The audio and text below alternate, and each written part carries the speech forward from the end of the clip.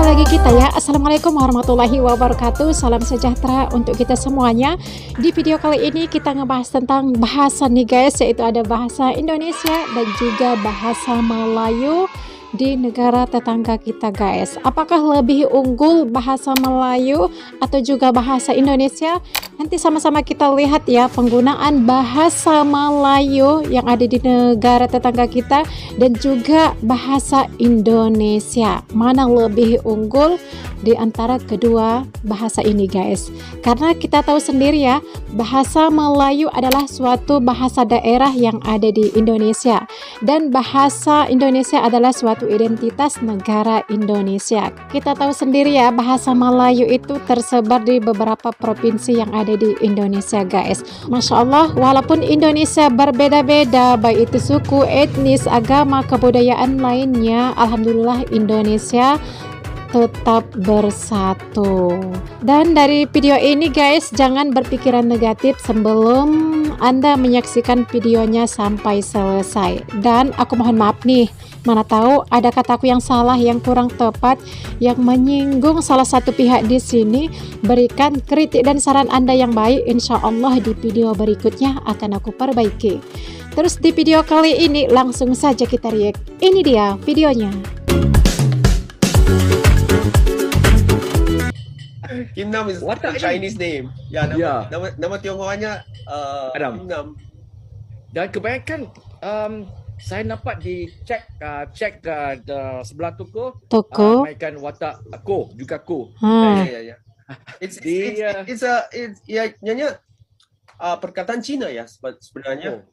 They call, if kalau gue ke sana touchdownnya Jakarta ya. Mereka bilang mereka nggak panggil Pak to me. Because Pak semua. Tionghoa, so they call me Koko. Ko itu bukan surname. No, it's Koko. As in our Chinese Koko. Oh, abang. Okay, yes. Okay. Koko. Patutlah saya fikir semua pasal apa semua pernah dipanggil Koko. So I can tell you this, okay? You go there, gue dipanggil Koko. And then the other rest, the senior ladies, Cici. Cici. As in Hokkien. So if you go a little bit more senior with the Uban and all, they'll call you Om. Om is a general term for seniors. Kenapa di Malaysia kalau vokal kalimat sama vokal eja berbeda, dan kenapa di seluruh Indonesia semua suku bisa berbahasa Indonesia tapi di Malaysia tidak?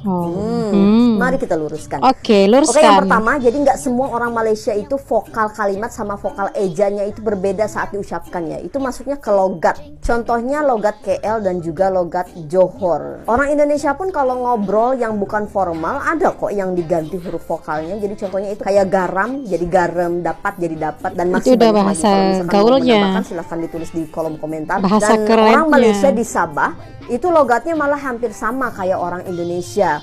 Kalau mau lebih jelasnya bisa lihat video saya yang ini, linknya ada di bio. Terus jawaban yang kedua, karena di Indonesia itu terdapat banyak sekali suku dan masing-masing punya bahasa daerahnya sendiri. Seperti saya suku Sunda ya, jadi unggal dinten oge nyarios di bumi mah nyunda gitu. Nah, biar suku-suku di Indonesia bisa saling memahami, bahasa Indonesia lah solusinya sebagai bahasa pemersatu. Dan di Malaysia pun sama kok, kan ada 3 suku nih, ada Melayu, India, Cina. Nah, kalau bahasa resminya ya bahasa Melayu. Dan kata siapa selain suku Melayu di Malaysia nggak bisa bahasa Melayu? Bisa kok, mau buktinya? Boleh. Biasa sebab kita biasa cuti untuk Chinese New Year biasanya mungkin 2-3 hari aja. So biasa akan makan lah dengan family dan jumpa kawan-kawan sekejap. So lebih kurang macam ni lah. Tak ada, just simple lah. Ada sedih dan juga ada rasa sudah biasa sebab ini bukan kali pertama saya menyambut Deepavali di luar negara. But memang sedih sebab I cannot spend time dengan keluarga saya di rumah on this special day. And saya pun tahu diorang akan rindu saya. Itu tentang 4 pilar cinta. Cinta orang tua, cinta saudara, cinta kawan, dan cinta negara. Masya Allah, kata cinta Indonesia, negara. Kata Indonesia ini baru kita kenal tahun view pemandangan Jono. Oh, itu pantai. Okey. Itu pantai. Boleh lah. Okey. Sebenarnya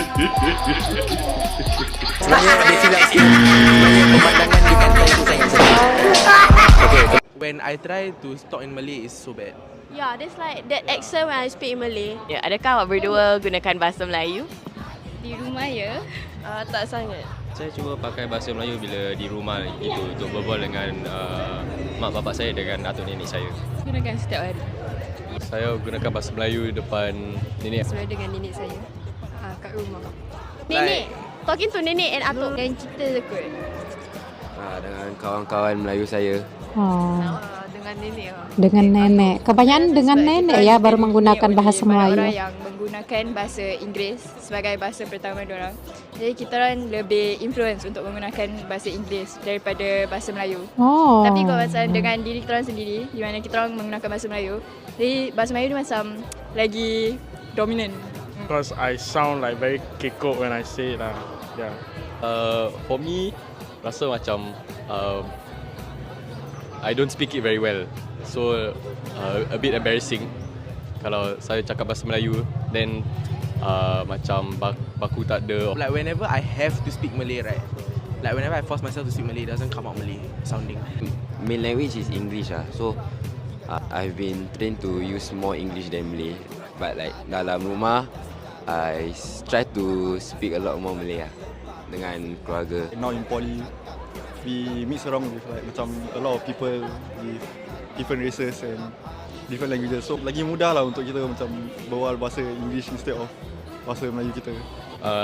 Practicing it at home. Kalau berbual dengan adik-beradik atau ibu bapa mereka. I think it all starts at home. So if we practice it at home, then we can bring it forward to school also. Yeah. It's more for the culture and the heritage lah, to preserve that, because kita punya history quite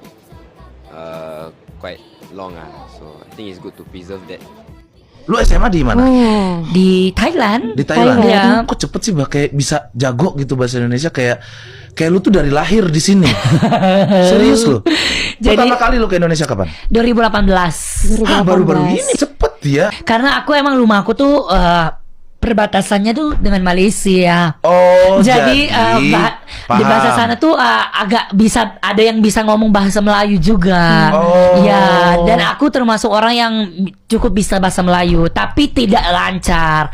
Nah, aku datang pertama kali datang di Indonesia itu, kalau bahasa Melayu mungkin aku ada paham. Bahasa Melayu mungkin aku ada paham. Tapi kalau bahasa Indonesia aku nggak paham. Tapi kalau bahasa Indonesia aku nggak paham. Apalagi di Indonesia tuh banyak sekali memberi wadah ya, kesempatan, kepercayaan, banyak ngasih jalan, rezeki juga pastinya. Buat aku bisa berkarya, bisa menjadi seperti sekarang, banyak orang kenal, juga dari dukungan orang-orang di Indonesia pastinya.